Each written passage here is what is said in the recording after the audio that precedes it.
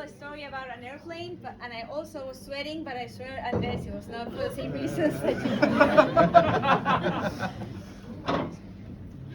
There are mainly two types of people when it comes to taking airplanes. The first group of people, no, Andres, it's not good. Are the chill ones, the relaxed ones.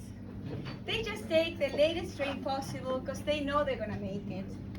They are very hopeful in the security because they know they'll be just on time. They'll check the screens just once and they know where the gate is and will go there.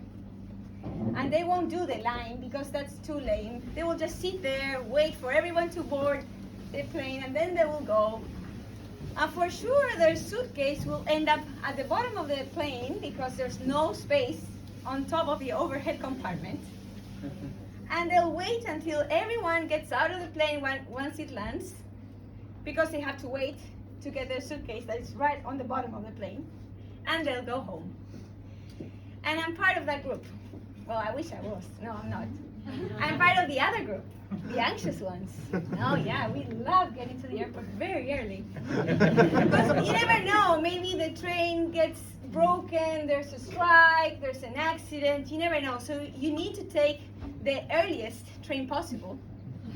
Once we get there, we have plenty of time to kill, so we would go to the bookstore, even buy a book because we can have time to kill and we can read it.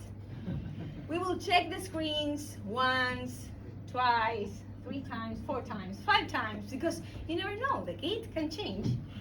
And once we get there, we just sit and read our books, play with our Duolingo, because we have a lot of time until the plane takes off. And that was me last time in Schiphol. I was going back to my hometown, and I was sitting there learning Dutch with my Duolingo. And I started thinking of all the things that could go wrong in my flight and would end up delaying my arrival to my mom's place. I had to take 4 flights in less than 20 hours, had to be in 4 countries, and it wasn't only me, the one that I wanted to get to my mom's place, but also my suitcase that was filled with stroopwafels from Albert Heijn, the cans, and some clothes, but mainly cans from Albert Heijn. So I was there sitting, and when they started calling my group, I just stood up very quickly, and I was with my suitcase, and I was proud of myself because I was one of the first of my group. And I got right next to my seat, and I looked at the overhead compartment, and I saw there was space for me. So it was an easy task. I had to put down the handle and put up the suitcase. And when I was trying to put down the handle wasn't going down. And so I tried again, a bit harder, and it wasn't going down. And again, no. So I just grabbed the suitcase and threw it as I could in a very incorrect way, and started feeling concerned because people were walking by and looking at the place. I was stealing all the space of the overhead compartment. So I tried to close it to cover my crime. I was from the corner, so I was trying to close it, but I couldn't. And I thought maybe the handle is blocking the way, so I cannot close the overhead compartment. So I took the suitcase away again and started again putting it down. And there was a line behind me because everyone had to go on the plane.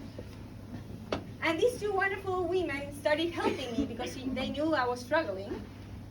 And I realized they were speaking Spanish, so I switched right away to Spanish. And I said, oh, please break it, I don't care, break the handle, I need to go, necesito ir a Argentina, I need to go to Argentina. And it was the first time I said it out loud, never said it before, and I realized how much I was missing out, and I was missing my family. So I grabbed the suitcase again as I could. I threw it in the overhead compartment incorrectly, and I closed it from the middle, because from the middle it closes. And I closed it, and I sat and enjoyed the rest of my flight. And I got to Paris, and had less than an hour to do migrations and to go from one place to the other of the airport.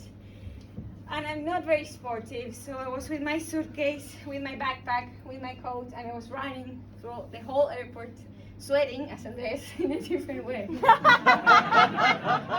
I managed to get there. And since I'm very persistent, I kept on trying to put the handle down. Because the problem was that the suitcase was too full, that's why it's blocked.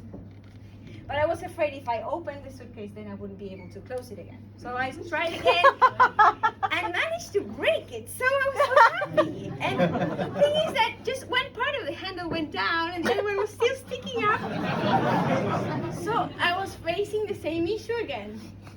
So I just got to the second plane and just threw the suitcase as I could and put everything to cover it. Yeah, my backpack, the coats, and I closed it from the middle. And you live and you learn, so I knew how to do it. And then I got from Paris to Sao Paulo. And then I had just one more flight to take and I was done. And in Sao Paulo, I was going through security and the guy from security told me, "Miss, you need to open the suitcase." Like, no, I'm not going to open it. He says, "Yeah, you have to open it. I'm sorry." I said, "Okay, if you make me open it, then you have to help me close it." Okay, let's do it. So he opened the suitcase, he checked the cans from Albert Heijn, and then he closed it again. And once I managed, and I realized, oh, I was able to open it and close it, then I can do it again, and I can fix my suitcase. So I did. I fixed it in Sao Paulo and I put it all down and I went to Mendoza, my city. And once the gates opened and I saw my family with their biggest smiles, I realized I was no longer part of the group of the anxious people, but the relaxed ones. Just for that moment, maybe the rest of the day. And I came back to the Netherlands and I've been feeling different sort of emotions, lots of anxiety since I arrived again, and sadness and anger and happiness and melancholy and all of them. But these emotions, they are also wonderful because they're all also useful for us. And I was thinking about anxiety today to leave you something to you as well, because maybe I'm not the only one that feels it. Anxiety makes us be aware that there can be risks. Anxiety set up our alarm system and also motivate us to solve problems. So it's not that bad. And thank you all.